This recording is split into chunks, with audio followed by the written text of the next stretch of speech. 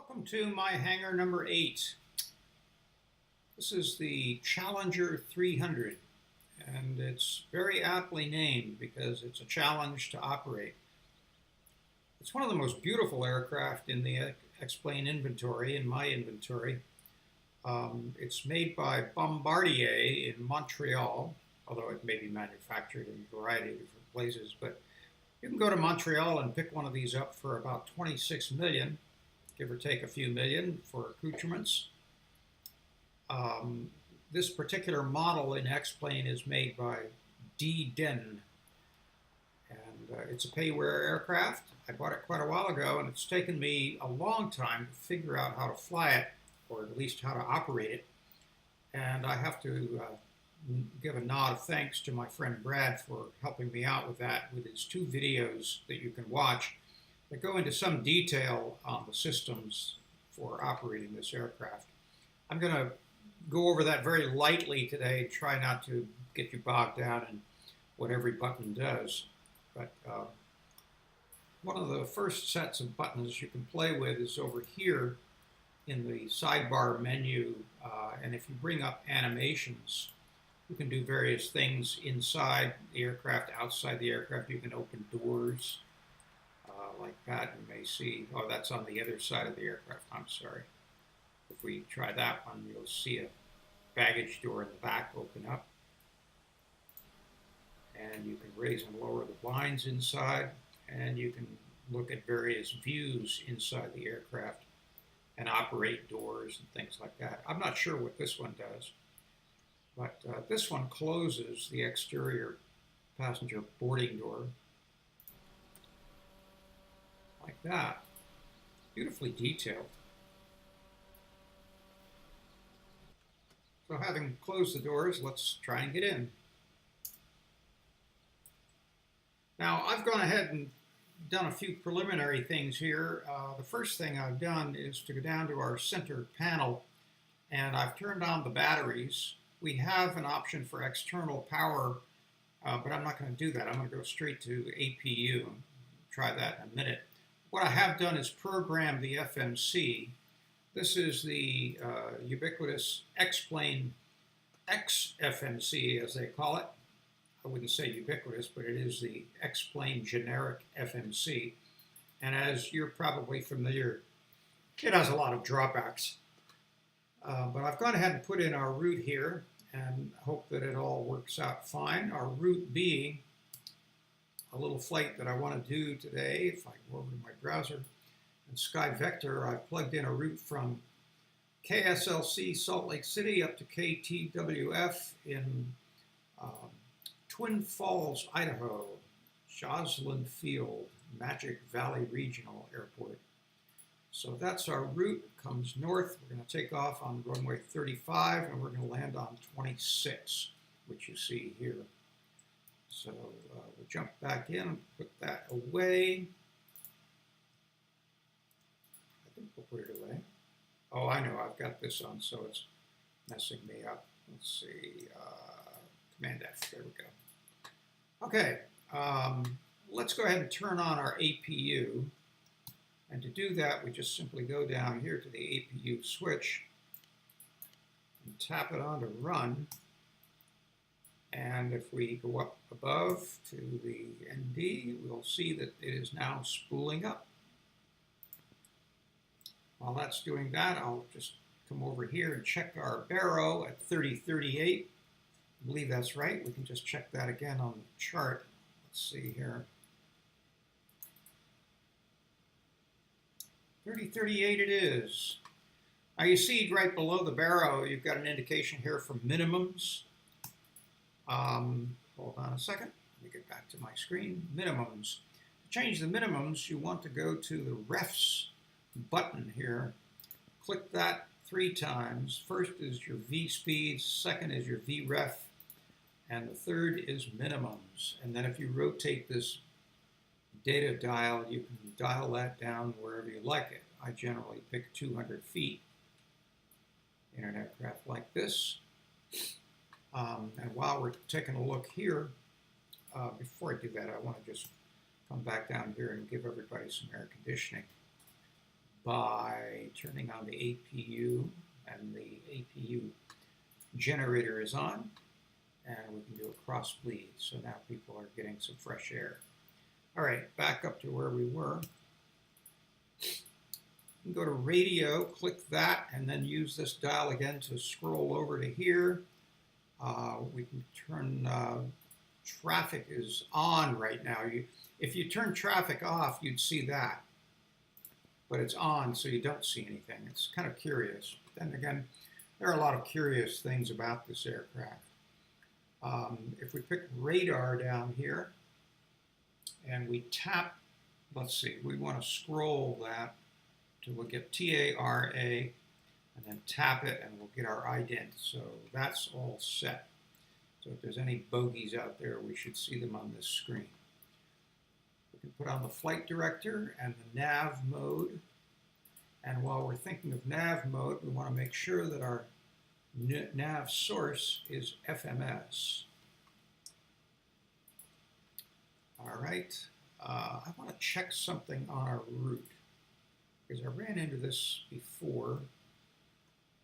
Yeah, first waypoint is TCH, so that should work. Okay, we'll hope for the best.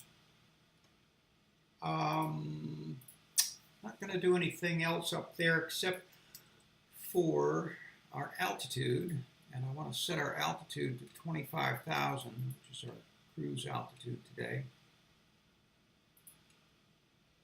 25, there we go. So that's all set. Now, as you know, this aircraft, or as you will if you watch Brad's video, this aircraft is full of checklists and things, and I will defer to his explanation of all of that for you rather than bog you down with it here. If you have questions about it that either he or I didn't answer for you, by all means, raise them in the comment section. I'll be happy to answer them for you. So we've got an APU up and running. Let's just go through our course down the panel. We start off with the NWS, which is nose wheel steering. We make sure that that's on. We turn the air source to normal. We've got our bleed already established. We don't need to do probes yet until the engine's started. Standby instruments should be on. APU generator is on. The nav logo light should be on. Strobe can go to beacon. Seat belts are on. Emergency lights are armed. And we'll hold off on that for a second because now we're about to start the engine. And before we do that, I'll take my other view here. These are the hydraulic switches. Get those, all four of them, set in the normal position, or whatever it is, standard or normal. Then you want to turn on these two engine run switches and just simply go down to the left and right engine switches. I usually pick the right one and rotate it just one notch. You'll hear things start to crank up.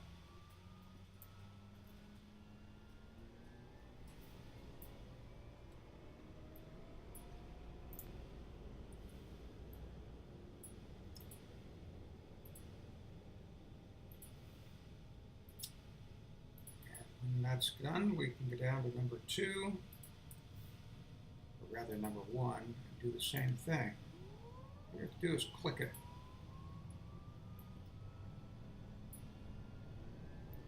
Now down here you've got cabin lights, and I'll take you on a little tour of the cabin before we move anywhere.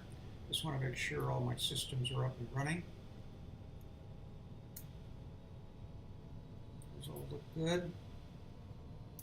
Now, since we've got the engines up and running, we can go ahead and turn off the APU. Let's make sure that that's, yeah, that's cool. We're in good shape. All right, so we can turn off the APU bleed. Go ahead down here and turn the APU off by flipping that switch to the left. And you see it turns off the APU gen. So we want to then, if you don't see something lit up, that means it's on. And sometimes when you see something lit up, it's not on. It's very strange. But we want to turn on the left and right bleeds, and we want the cross bleed to be off. Now we can turn on the probes, make sure those are cleared and ready to go. That takes care of the upper panel. Now let's take a look in the back. This is not your JetBlue economy stagecoach airline, folks. This is the other end of the spectrum. This is how the hoi polloi fly. Beautiful aircraft back here. There's about 4, 6, 8 seats. Section back in here. There's a head back there, and there's another storage area or utility area back in there. Lots of nice little features here, like these beautiful mahogany cabinets, tabletops. Sure why, there you go. All right, just fold that back up, put it back in its receptacle. And for your audio entertainment, you can come down here and click on a little Vivaldi. This is a civilized airplane, if nothing else. I'll leave that on for a little while. Take a look back up here. All right, we're getting ready to roll here, so looking down at the panel, we can put our taxi light on. And everything else, I think, is ready to go with one exception, and that is the flaps. Look closely at that. See that we've got one notch of flaps established. Trim is okay in the middle of this white area. Let me describe something about the trim on this. If any of you have this aircraft, what I've discovered is, of course, you fuel it up using the X-plane weights and measures.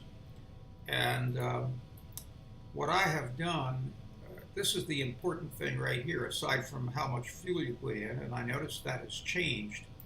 So I'm going to go ahead and ramp that up just a little bit. Put in a little more fuel. Like so.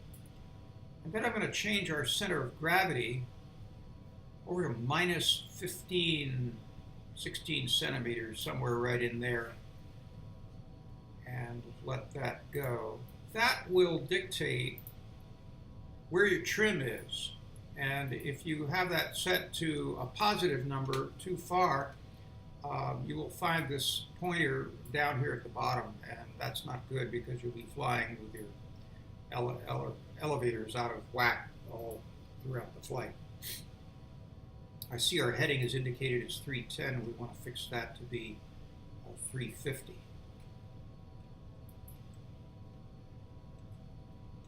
Which is the direction of our takeoff runway, approximately. And that's about all you need to do. All right, let's get rolling. Brakes can go off.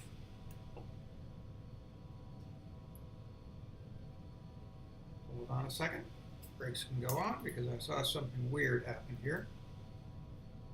And it looks like we've got to fix the spoilers.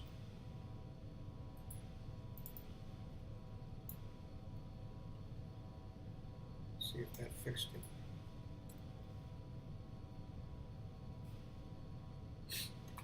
I'm not sure it did.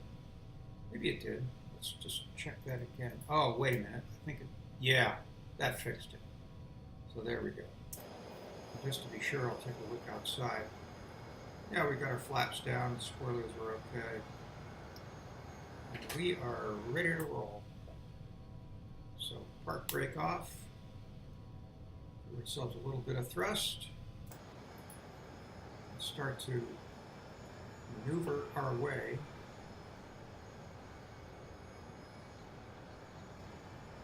Didn't like what that was. Okay, now it looks like we're cooking with diesel fuel.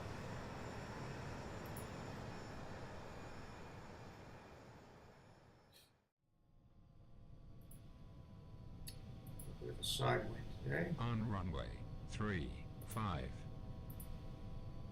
Let's just ramp it up.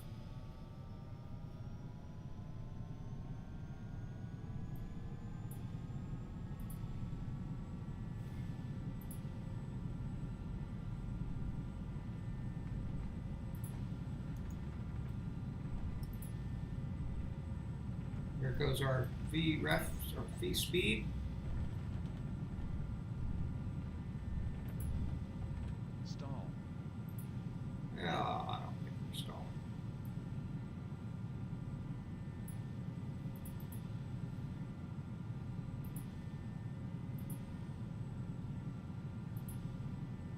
Here a little ways. Level out, let the speed build up a little bit.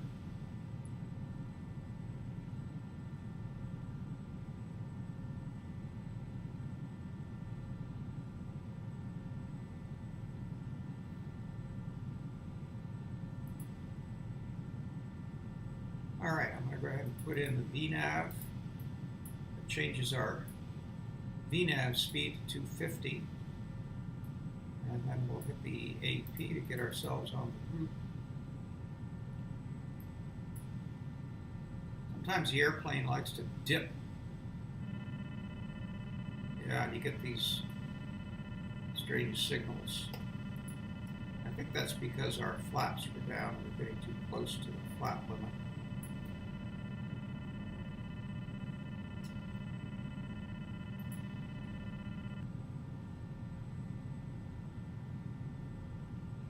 All right, looks like we're climbing now. On our way to KZ. All right. Climbing at a good clip. Oh, that's the reason why. Yeah, details, details. Okay.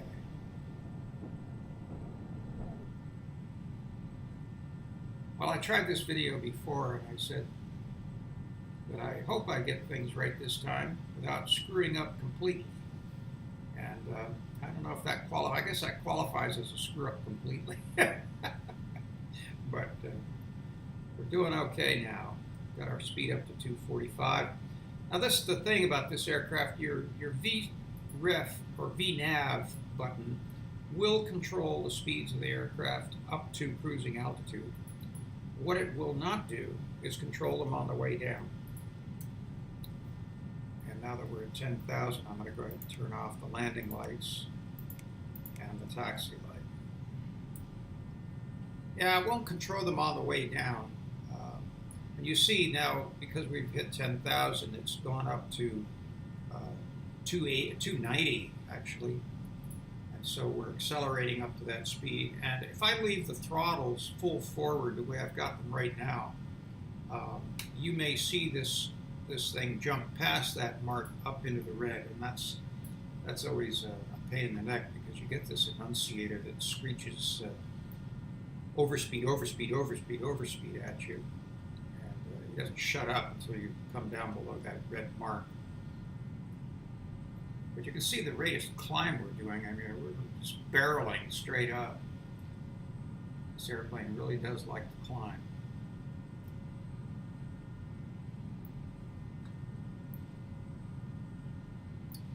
This little line you see right here indicates where we can expect to reach our cruise altitude of 25,000. And you notice I'm way zoomed in here, and the reason is because one of the, I think, disturbing factors of this aircraft is how minuscule the indications are on this PFD. I realize this is a sim, but gosh, folks, some of these things are, you just can't discern them. You can't read anything on the map. Even if you zoom in, it doesn't change the size of the type appreciably. You can zoom in on that map by using the tilt range dial up here.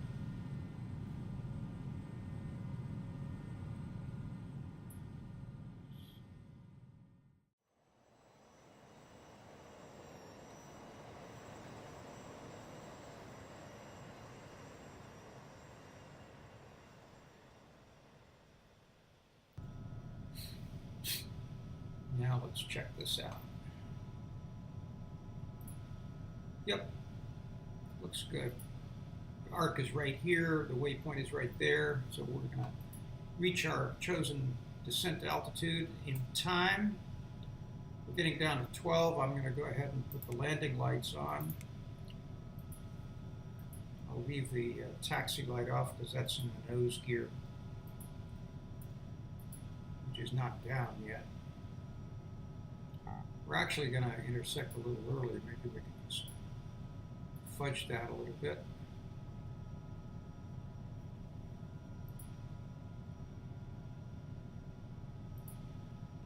Down about 1500. Yeah, that's good. I've found that this airplane will capture the glide slope early.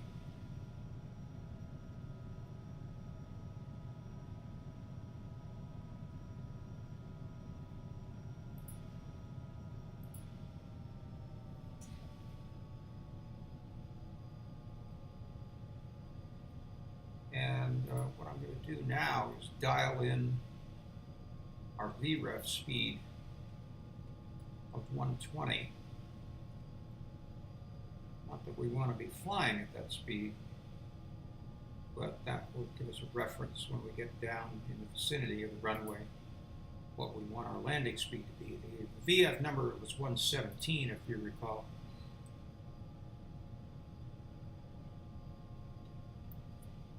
But we want to be going just a little bit faster than that to take account of headwinds.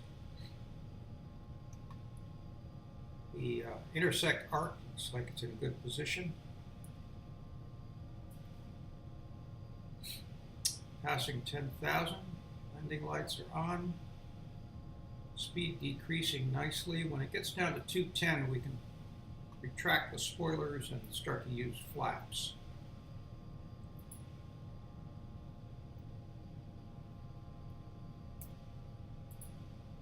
And I think I'm going to go ahead and turn on the nav1 navigation source, and we'll go ahead and arm the system for glide slope. And you see it's armed because it's white. When it captures the locator, you will see LOC, or you'll see nav1 over here, I believe, in green, and then you'll see the GS. There you go, locator 1. So we've got the glide slope now, and when you see the GS go green, that means we have now captured the glide slope.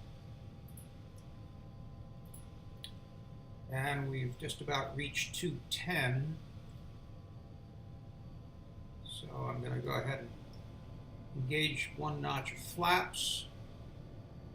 We'll continue our descent. You can see our glide slope indicator on the ND.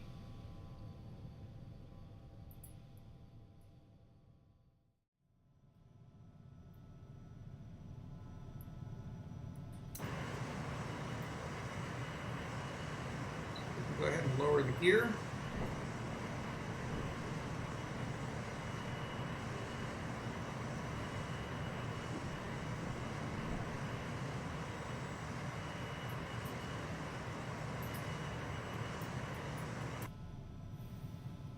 Our 3 gear indicators. And now we've got glide slope dropping. You should see this thing turn green.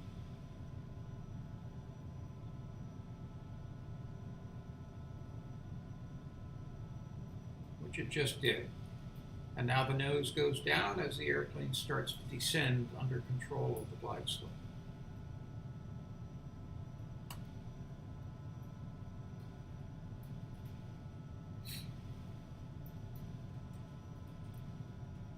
Bring our speed down a little bit now. That's the thing, if you don't watch that darn speed tape, it will get away from you. Same thing happens in a sailboat if you take it off autopilot and you're not looking. You can be going in circles before you know what's happening.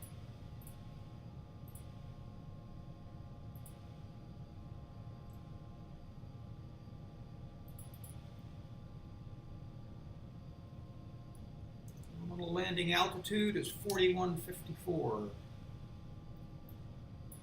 There's our target approach or threshold speed of 125. 123, I guess it was.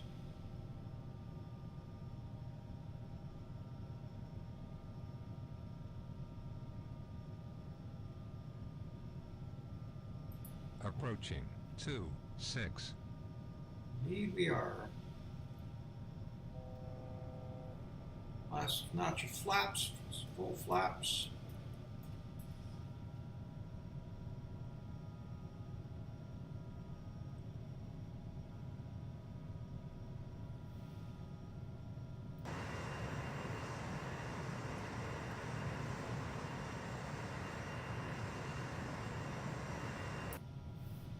Looking good.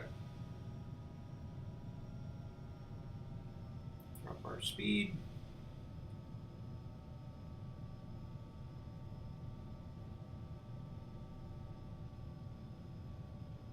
Wind's right on the nose. Minimums. There's our 200 feet minimum.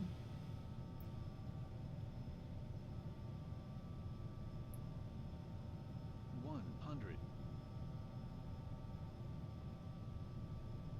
50, 40, 30, Throttle full back. 10,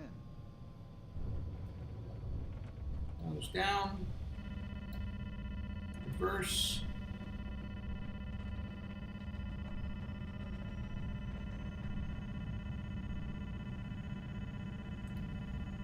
Not sure what that alarm is. We'll go ahead and bypass that. All right. Reverse off. And because we missed that gate, we'll have to taxi up here a little ways. So that was pretty good. Turn the landing lights off and put the center light on.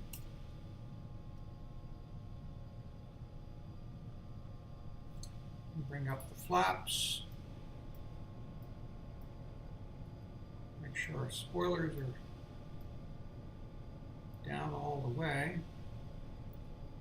Got an indication on there that they're not, so where do we pull over here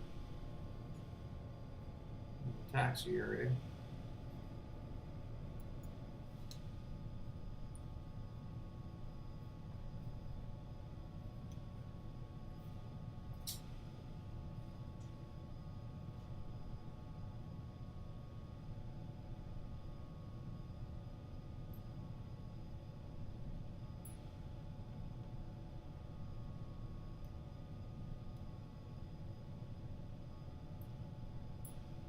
Okay, let's just take a look at that spoilers thing. Okay, throttle off. Now the lever's all the way up. I'm not sure why it's giving me an indication of spoilers being on. I'm going to go ahead and turn on the APU. Get that cranked up.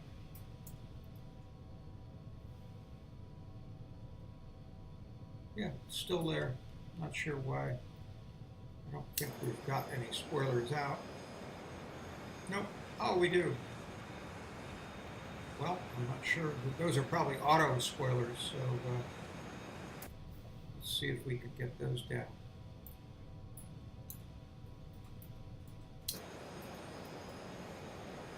Again, nope. Well, they've got a mind of their own. All right. Let's taxi in, and I'll meet you at the gate or at the park spot where we're going to park this aircraft.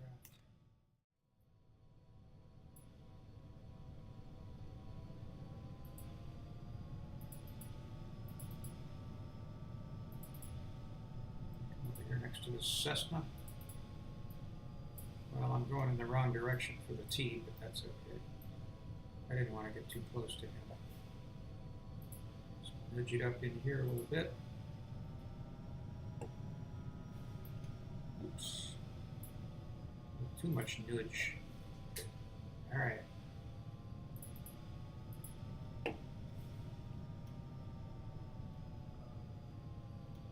All right, close enough, I think. Put the park brake on.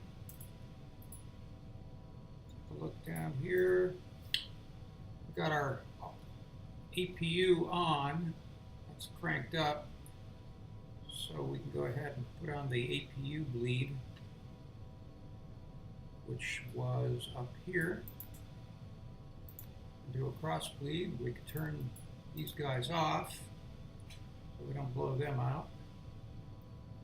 The APU gen is on. We can turn off the engine gen. Turn off the nav lights, beacon. People can get out of their seats. Emergency lights.